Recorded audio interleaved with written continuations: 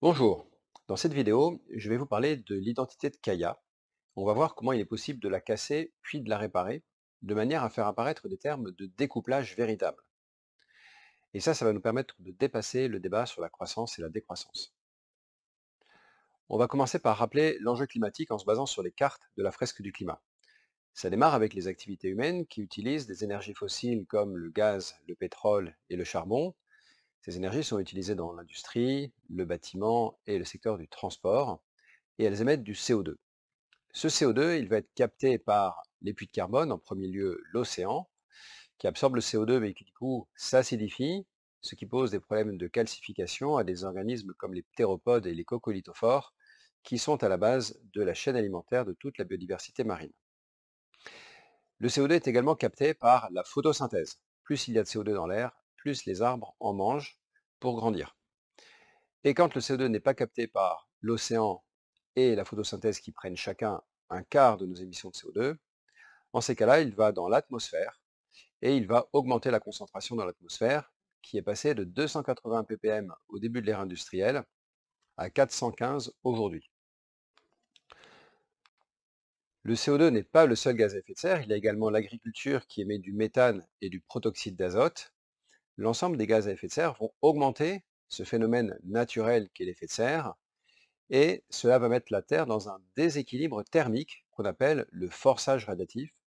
La Terre reçoit plus d'énergie qu'elle n'en réémet vers l'espace. De l'énergie va donc s'accumuler sur la Terre et va arriver à plusieurs endroits. Donc d'abord dans l'océan à 91%, ce qui va augmenter la température de l'eau dans des faibles proportions et principalement en surface. 3% vont servir à faire fondre de la glace comme la banquise, la glace des glaciers ou les calottes glaciaires. La fonte des glaces continentales comme les calottes glaciaires et les glaciers vont augmenter la masse d'eau dans l'océan, et l'augmentation de la température de l'eau va faire se dilater l'océan et augmenter son volume. Du coup, on a une augmentation du niveau de la mer. Une augmentation du niveau de la mer, ça veut dire que les submersions seront plus fréquentes et plus violentes à l'avenir. 1% seulement de l'énergie qui est en excès sur la Terre arrive dans l'atmosphère et augmente la température de l'air. 1,2% à l'heure actuelle depuis le début de l'ère industrielle, et dans les projections entre 1,5 et plus 5 degrés d'ici 2100. Une augmentation de la température accélère l'évaporation et va perturber le cycle de l'eau, ce qui fera des cyclones plus violents à l'avenir et également des crues ou, à contrario, à d'autres endroits, des sécheresses. Et ça va impacter les ressources en eau douce, ce qui va amener à des baisses de rendement agricole et des famines. Tout ça, c'est sans compter sur les canicules, les incendies, l'impact sur la biodiversité terrestre, dont les vecteurs de maladies qui vont se déplacer et atteindre des populations qui ne sont pas immunisées. Tout ça, c'est un cocktail qui va nous amener très probablement des réfugiés climatiques et des conflits armés. Bon, voilà, c'était rapide. Je suis désolé que c'est un peu brutal pour ceux qui n'ont pas fait l'exercice de la fresque du climat, mais c'était important de bien poser le débat. Et maintenant, on va parler des solutions et on va introduire la notion d'identité de Kaya, un outil intellectuel très intéressant pour comprendre comment on peut faire baisser les émissions de CO2. Et pour ça, on va faire un petit peu de maths en écrivant que les émissions de CO2 égale les émissions de CO2. Ensuite, on multiplie et on divise par des termes non nuls comme l'énergie mondiale, le PIB et la population. Donc mathématiquement, on a le droit de le faire du moment que ce sont des termes non nuls, et on a le droit de le faire avec n'importe quel terme. On pourrait le faire avec l'âge du capitaine. La seule différence, c'est que ça n'aurait aucun intérêt. Là, on a choisi de le faire avec des termes qui permettent de faire apparaître des ratios qui chacun ont un véritable sens. Alors à gauche de l'identité, le CO2, c'est le problème du changement climatique. Puis on a le CO2 sur énergie qui caractérise le mix énergétique mondial. Combien on fait de CO2 pour produire 1 kWh d'énergie. Le terme énergie sur PIB représente l'efficacité énergétique du PIB. Il faut de l'énergie pour faire un point de PIB. Le PIB par tête représente ce qu'on entend par le terme croissance économique, et la population Ben, c'est la population. Alors, quelque chose est intéressant dans cette identité, c'est qu'on a tendance à prendre les termes de la gauche vers la droite quand on s'intéresse aux enjeux climatiques. On commence par prendre conscience des enjeux climatiques, et le premier réflexe est de se dire, eh bien c'est pas dur, on va décarboner le mix mondial. Bon, on va vite voir quelles sont les limites de cet exercice, et on se dit, ok, il va aussi falloir jouer sur l'efficacité énergétique. Là aussi, on est assez limité dans ce qu'on peut faire comme découplage sur ce terme-là, et donc on en arrive à questionner la croissance économique. Et puis, quand on continue la réflexion, on arrive dans le domaine de la collapsologie et on s'interroge sur l'avenir de l'humanité et de notre civilisation. Alors, reprenons ces termes dans l'ordre et faisons ce raisonnement naturel au fur et à mesure qu'on prend conscience des enjeux climatiques. Le CO2, d'abord, la question est de savoir combien il faut qu'il baisse pour arriver à nos objectifs. Donc, nous sommes ici et nous devons aller là, c'est-à-dire qu'il faut faire une division par 3 des émissions de CO2 d'ici 2050. Ça veut dire une baisse de 5 à 6% par an des émissions de gaz à effet de serre d'ici la fin du XXIe siècle. Alors, le raisonnement naturel consiste à dire, eh bien, c'est très simple, il suffit de décarboner le mix énergétique en utilisant des énergies renouvelables comme l'éolien ou le photovoltaïque, puisque c'est les deux premiers auxquels pensent en général nos concitoyens. Là, c'est l'évolution du photovoltaïque dans le monde et on voit que c'est des exponentielles très impressionnantes. Les prix du photovoltaïque baissent de manière également vertigineuse et on se dit que ça va pouvoir progresser très vite et très fort. Quand on replace le solaire dans le cadre des énergies renouvelables avec l'éolien, on se rend compte que c'est une petite partie puisque le plus gros est assuré par l'énergie hydroélectrique. Et si on fait encore un zoom arrière et qu'on regarde l'ensemble des énergies du monde, là on voit que ce qui prédomine, c'est véritablement l'énergie fossile, puis vient le nucléaire, et enfin l'hydro et un petit peu des autres énergies renouvelables. Le graphe n'est pas complètement à jour, il y a 10 ans, il n'empêche que les ordres de grandeur sont là, et que les autres énergies renouvelables sont pour l'instant quelque chose de très faible. De plus, sur 18 mois, l'augmentation de la production d'énergie fossile dépasse la production annuelle globale d'énergie renouvelable. Ça veut dire que tout ce qu'on a installé comme énergie renouvelable depuis des décennies, tous ces efforts sont anéantis par seulement 1 an et demi d'augmentation du fossile.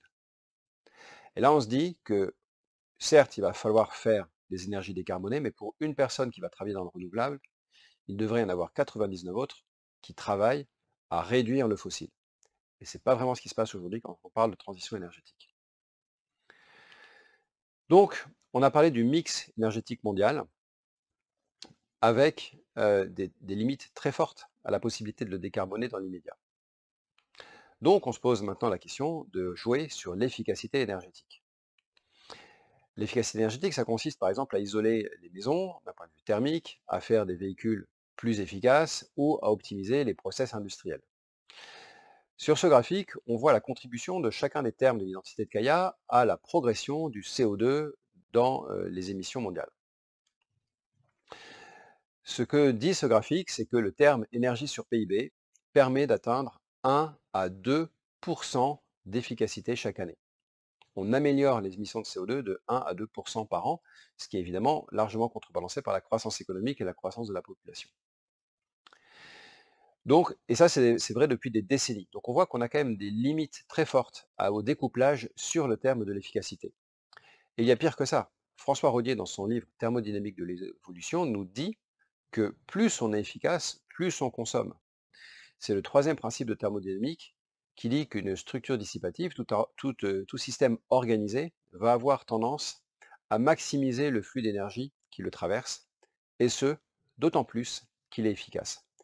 Et depuis que l'homme est homme, on a une production d'énergie et une consommation d'énergie qui ne fait qu'augmenter, alors même qu'on est de plus en plus efficace. C'est exactement ce qu'avait déjà constaté en son temps euh, William Stanley Jevons, qui avait fait le constat au début de l'ère industrielle que les machines thermiques étaient de plus en plus efficaces et pourtant on extrayait de plus en plus de charbon. Donc, sur le terme énergie sur PIB, on comprend que déjà, on ne fera pas des miracles, et en plus, c'est pas parce qu'on améliore ce terme que l'on va baisser les autres termes. Donc, il faut poser la question du terme PIB sur population. Et ça, c'est la question, c'est le débat sur la décroissance. Alors, on ne va pas rentrer plus avant dans ce débat-là, parce que je voudrais y revenir dessus à la fin de l'exposé, et surtout que je pense que ce n'est pas le bon débat. Il n'empêche qu'il faut comprendre qu'on a besoin de mettre des limites sur l'ensemble du système, des limites sur la production d'objets quels qu'ils soient, d'objets et de services, et qu'à l'intérieur de ces limites, il faudra qu'on fasse du découplage, de l'efficacité énergétique, de la décarbonation, etc. Donc on voit que quand on a été d'accord pour mettre sur la table le terme de décroissance, c'est qu'on a déjà pas mal avancé dans son raisonnement sur les questions environnementales et le changement climatique.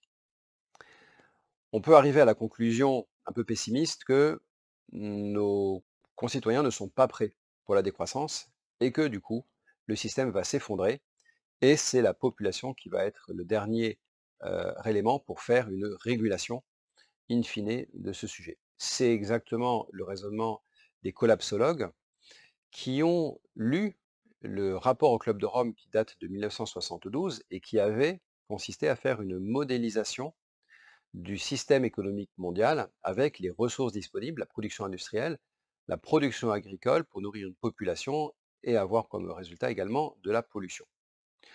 Quand on modélise tout ça et qu'on utilise la dynamique des systèmes pour alimenter un modèle informatique, on obtient à l'arrivée le résultat suivant.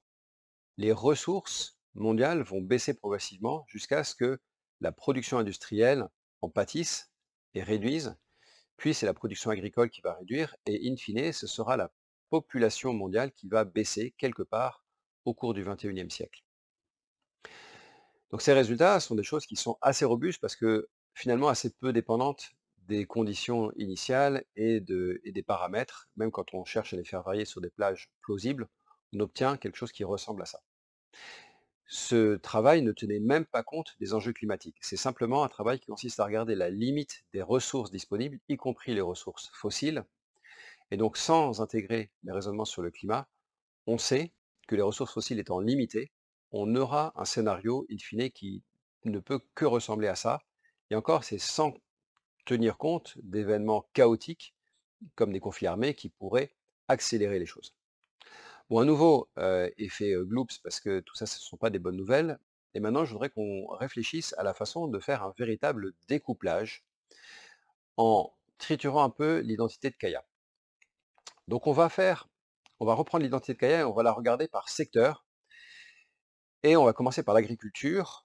Et pour faire l'identité de Kaya de l'agriculture, on ne regarde pas tellement le CO2, mais plutôt les autres gaz à effet de serre, hein, puisqu'il s'agit du méthane et du protoxyde d'azote. On va également remplacer le terme énergie par surface, puisque l'énergie en agriculture, c'est des mètres carrés inondés de soleil. Et on va également remplacer le PIB par ce que produit l'agriculture, c'est-à-dire des kilogrammes de nourriture. Quand on a fait ça, on a deux termes qui apparaissent, le rendement agricole d'un côté, enfin en l'occurrence ici c'est l'inverse du rendement agricole, et puis les besoins alimentaires. À part que les kilogrammes que j'ai mis ne sont pas les mêmes. On a les kilogrammes produits et les kilogrammes consommés. Peut-on consommer plus qu'on produit? Ben non. Par contre, peut-on produire plus qu'on consomme? Oui, et c'est ce qui se passe.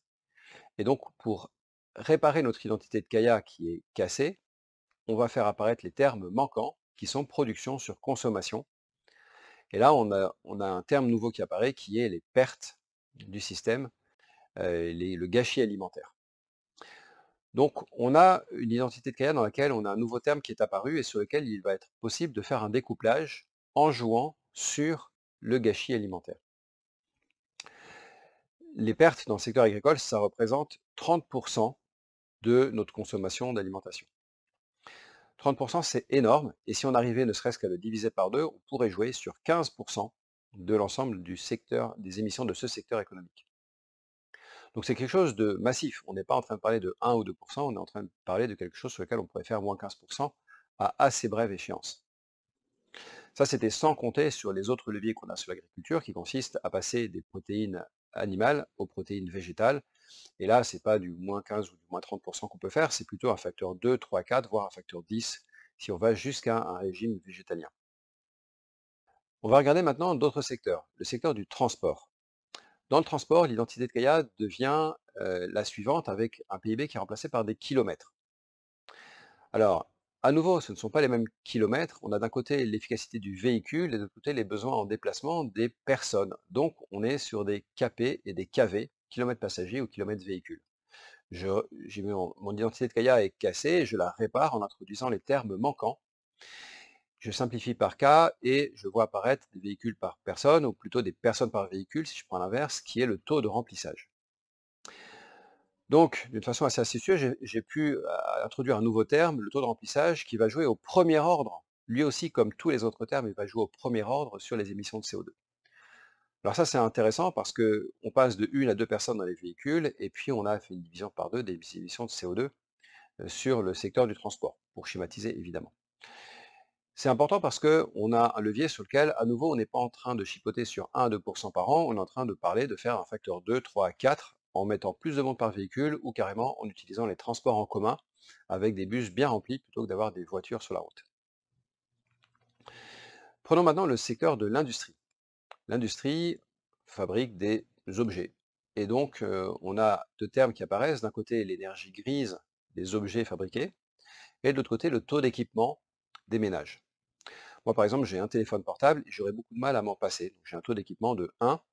Et la question est de savoir maintenant si notre identité de Gaïa est équilibrée ou pas.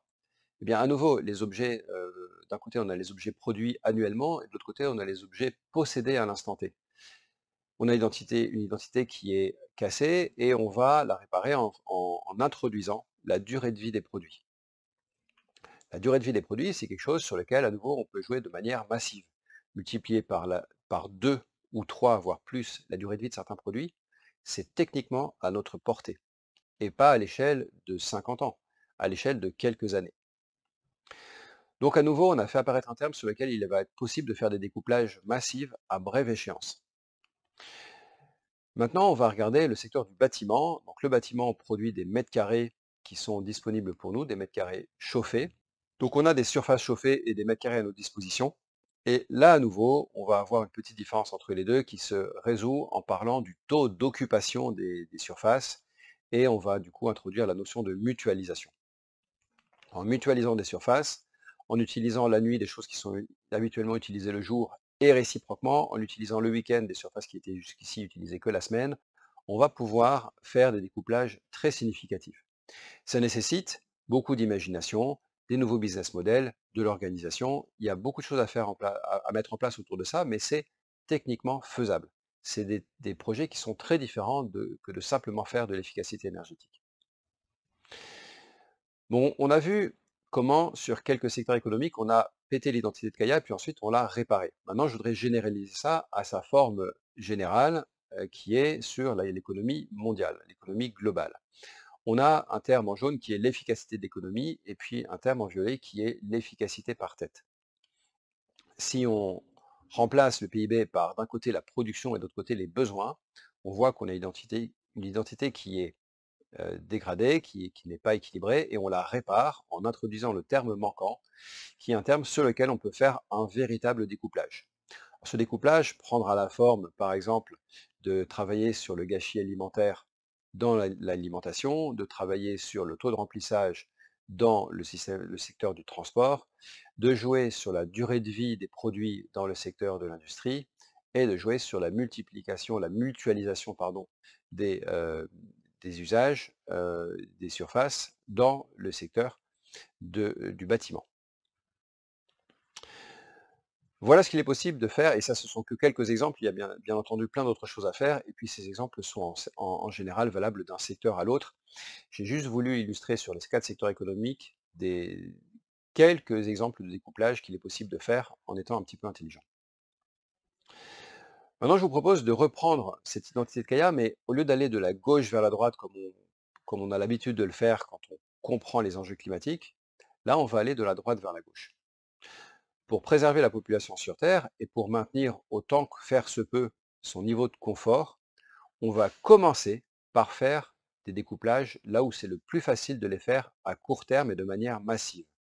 Ça va permettre d'avoir très rapidement des effets visibles du démarrage de la transition énergétique. Ensuite, quand on aura fait un maximum sur ces termes-là, eh bien, on va continuer de faire de l'efficacité énergétique et on va essayer d'aller au-delà des 1 à 2 qu'on a fait jusqu'ici. Mais vous remarquerez que c'est beaucoup plus facile de mettre beaucoup d'efforts sur l'efficacité énergétique si on a déjà dégraissé un maximum au préalable et qu'on a déjà enlevé tout ce qui était superflu et puis on a mutualisé un maximum tout ce qu'il était possible de faire parce que du coup, chaque élément produit par le système économique est utilisé au maximum, il a beaucoup plus de valeur ajoutée et à ce moment-là, c'est beaucoup plus facile de se dire qu'on va travailler sur l'efficacité énergétique de la production de ces objets et de ces services. Quand on a fait ce travail, on a énormément baissé la consommation globale d'énergie et le terme qui consiste à regarder le mix énergétique, ce terme-là va se résoudre partiellement de lui-même. Si on a divisé, par exemple, par 2 la consommation d'énergie globale et qu'on a commencé par dégager prioritairement le charbon, puis le gaz et le pétrole, alors l'efficacité en termes de CO2 du mix mondial s'est déjà améliorée énormément d'elle-même. Donc sans aller chercher à installer beaucoup d'énergie décarbonée comme le nucléaire et le renouvelable, même sans aller jusque-là, on a réussi à décarboner le mix juste parce qu'on a baissé la consommation globale d'énergie. Et quand on a fait ça, à ce moment-là, quand on est arrivé vraiment aux limites de ce qu'on pouvait faire sur les termes qu'on a vus juste avant, à ce moment-là, on va évidemment continuer d'installer des énergies décarbonées comme le nucléaire et le renouvelable pour aller au bout de la décarbonisation du mix. Mais j'ai envie de dire que ça devrait arriver plus tard dans le raisonnement et pas en tout premier. Et si on fait tout ça, on va réussir enfin à baisser significativement les émissions de CO2 au niveau mondial. Maintenant, je voudrais vous poser la question de savoir si tout ça va faire de la croissance ou de la décroissance. En fait, on ne sait pas et à la limite, ce n'est pas la bonne question. Je vais reprendre l'exemple de mon téléphone portable et pour illustrer à quel point, suivant le scénario, on a ou pas une augmentation du PIB. Si je continue d'acheter un téléphone portable à un vendeur à chaque fois que j'en ai besoin et que si je réussis à multiplier par 2 sa durée de vie, alors je vais diviser par 2 le nombre de téléphones portables que j'achète et ça va diviser par 2 le chiffre d'affaires de la personne qui me vend un téléphone portable. Si par contre, cette personne propose de me louer un service qui consiste à avoir systématiquement dans ma poche un téléphone à jour avec des applications qui marchent bien, et éventuellement qui sera réparé de temps en temps, à ce moment-là, cette personne va maintenir son chiffre d'affaires et moi, j'aurai toujours le même service rendu et je serai très content de ce service rendu. Donc dans un cas, on a une baisse du PIB, dans l'autre cas, on n'a pas de baisse du PIB, voire on peut avoir une progression du PIB. En fait, la raison pour laquelle on a réussi à casser notre identité de Kaya et à la réparer, c'est parce que le PIB est un mauvais indicateur du véritable service rendu par l'économie. Et c'est dans cette faille qu'il faut aller chercher le véritable découplage. Donc, le PIB n'est pas le bon indicateur. Si on rémunère correctement les gens qui travaillent sur la transition, qui inventent des business models autour de ce terme en vert de découplage, eh bien, en ces cas-là, on aura un PIB qui sera maintenu ou voire qui va progresser. Si on s'y prend autrement, on peut aussi avoir un PIB qui baisse et ma foi, il faudra apprendre à le gérer parce que c'est pas une priorité que d'avoir un PIB qui augmente indéfiniment. Donc voilà, j'espère vous avoir éclairé sur des sujets intéressants et avoir déclenché des questions chez vous. À vos dispositions pour discuter de ça dans les commentaires de cette discussion. À votre disposition également pour donner cette conférence en présentiel ou en distanciel entre 10 minutes et 1 heure suivant le temps dont vous disposez et, et enclencher ensuite des discussions intéressantes sur le découplage, la croissance et la décroissance.